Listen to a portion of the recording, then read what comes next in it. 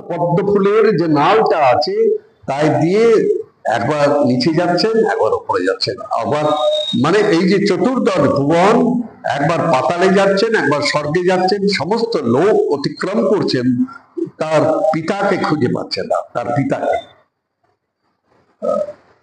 তখন তিনি হঠাৎ আপনার দৈব বাণী পেলেন যে তুমি তপস্যা করো, তপহ তপহ তপহ, তপস্যা না করলে পাবে না। মাকে 10 মাস 10 দিন গর্ভ রেখে নিজের জীবনকে আপনার দা লাগিয়ে তপস্যা করে সন্তানকে লাভ করতে হয়। বলেন, তপস্যা করতে হবে। একজন পাঠককে বছরের পর বছর তপস্যা করতে হয়, প্রচুর পড়াশুনো করতে হয়। ওইদিকে একদিকে তপস্যা, অর্থাৎ একদিকে বৈরাগ্য, সংসারের সমস্ত সুখ বিসর্জন দিয়ে জগতের কল্যাণের জন্য তাকে বেরোতে হয়। এই হচ্ছে তপস্যা। তপস্যা করেই জিনিসটা পাওয়া যায়। আর যারা অনায়াসে পেয়ে যায় তারা এর মর্মটা বোঝে না। অনেকে ভাগ্যক্রমেতে অনায়াসে পেয়ে যায়।